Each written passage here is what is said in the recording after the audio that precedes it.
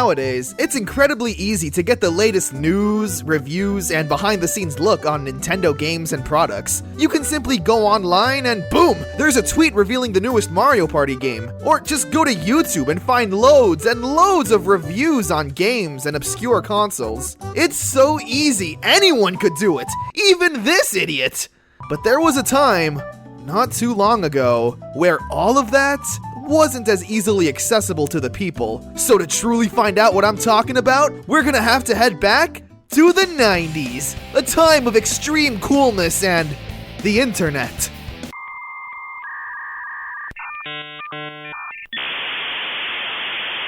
No, VHS was where it was at. Having the ability to watch something and pause it whenever you want. You can even fast forward and rewind. Such sorcery is upon us. And if you are a Nintendo fan wanting the latest updates, news, reviews, and behind the scenes look at your favorite games, and you had a VHS player, then you, my friends, were in luck. That's right, Nintendo had a series of VHS promotional videos surrounding everything Nintendo, and they were,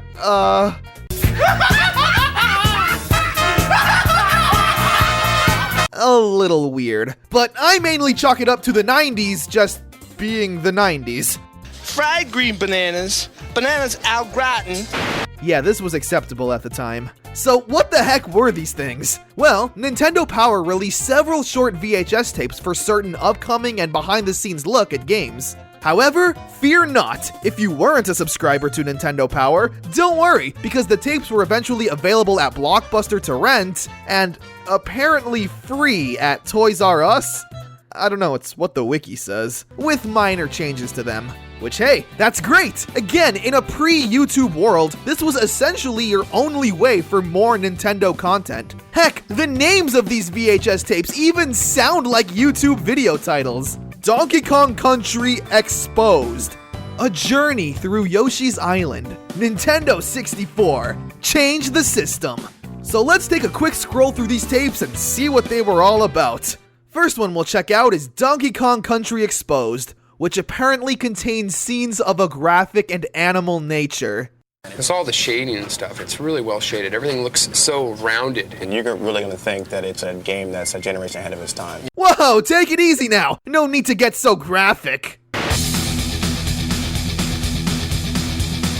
There we go, that's what I was looking for. Fast-paced, edgy rock music with quick cuts and possible seizure warnings. So this is our host. I'm sure he has a name, but we're never given it. So we'll name him ourselves. Something really 90s, like Chip Gamerton. Yeah, why not? Diddy. Password. Diddy? Yeah! I like his energy. A little annoying, but hey, people say the same about me, so we're on the same page here, Chip.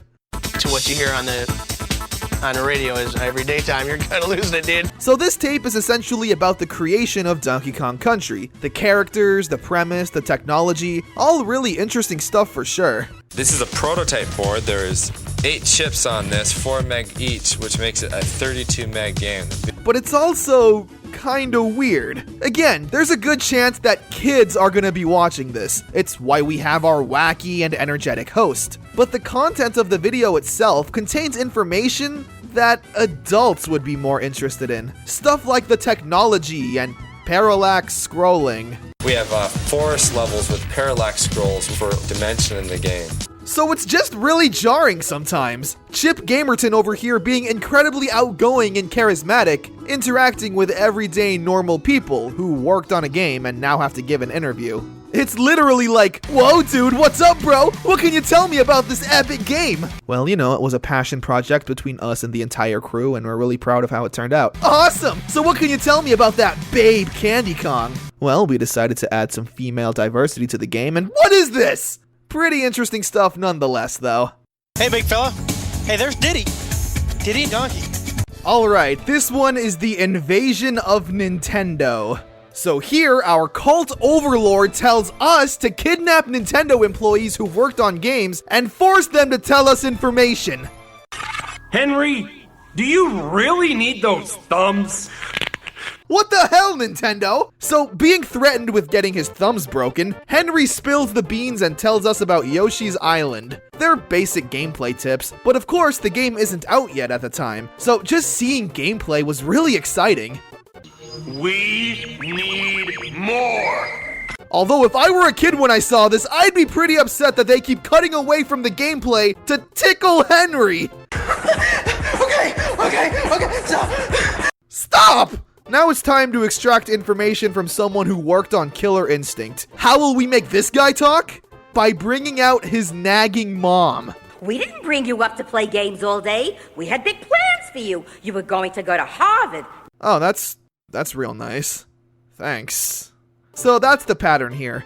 Look at a game, get some tips, get excited, and then get tortured.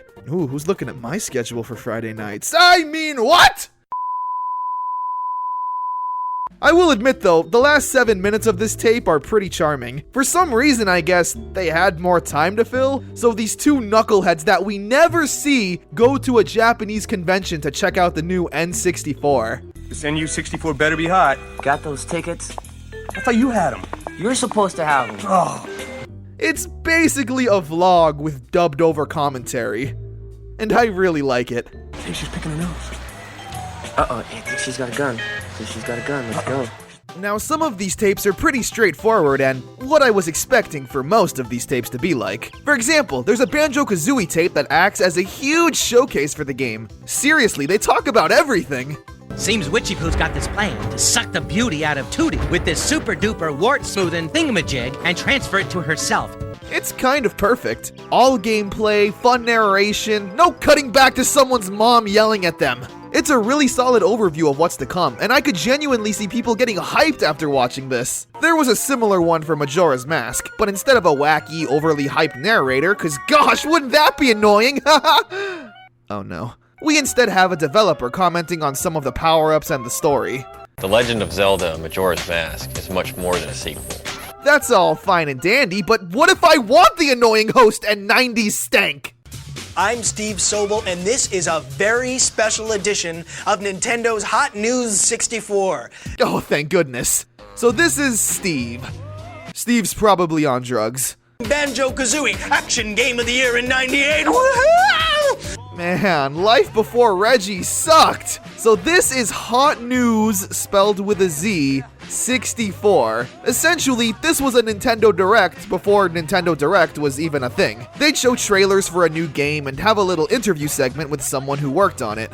Whoa, I need an expansion pack for my brain. There's a time and a place to be wacky, Steve! They show off only 2 games in this 15-minute video, which nowadays would be insane. And there's no Smash DLC announcement, what a ripoff! Donkey Kong 64, the game, is rated E for everybody. It hits your favorite Nintendo retail hangout on November 24th! Then we have a tape for Starfox 64. It starts off with these two schmucks representing Sony and Sega, who chloroform a guy and kidnap him. What's with the kidnapping and torture, Nintendo? What's this about? Quiet, bit boy. We'll ask the questions around here.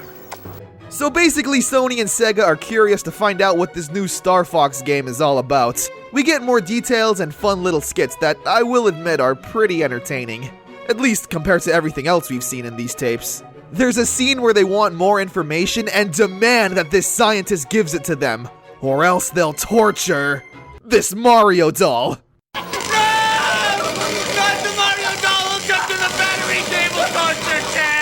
What is happening? This is so amazing. The cheese levels and acting are through the roof. What are you guys doing with Mario? I definitely prefer these types of videos, ones with actors playing incredibly hammy characters and being over the top, while splicing in bits of gameplay here and there. The more straightforward ones involving interviews and behind-the-scenes looks, while interesting for sure, especially in a time where information like this wasn't so easily accessible, they're a little bit boring. They're just regular people being forced to be thrown in a wacky Nintendo interview. You can't just throw crazy music and filters over a generic interview and expect it to be fun. Can you? Joining us now, Nintendo of America President and COO Reggie Fils-Aimé. You know, Nintendo is a company who loves to surprise people. No. you can't. These Nintendo promotional tapes really are something special, not only at the time for being an awesome reward for being a Nintendo fan and getting a sneak preview of what games were coming out and a more in-depth look on games that they've played 100 times, but also, this is a fun time capsule. If you never got to experience the craziness that was the 90s, then these videos are a perfect time capsule, capturing everything good and terrible about the time. It's always really heartwarming whenever Nintendo goes that extra mile for the fans, making these crazy and wacky videos. It reminds me of that one Nintendo Direct where everyone was a puppet, or that time they teamed up with Robot Chicken. Come on, Reggie, give us Mother 3! Sure, it would have been easy to just send out the tapes like Banjo and Zelda, which are essentially just long commercials for the games, but the fact that most of these tapes have plot and crazy characters, it's really charming and such a nice reward for being a loyal Nintendo fan.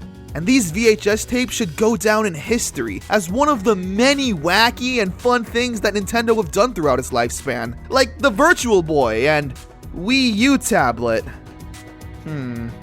Maybe some things are better off forgotten about. See you later!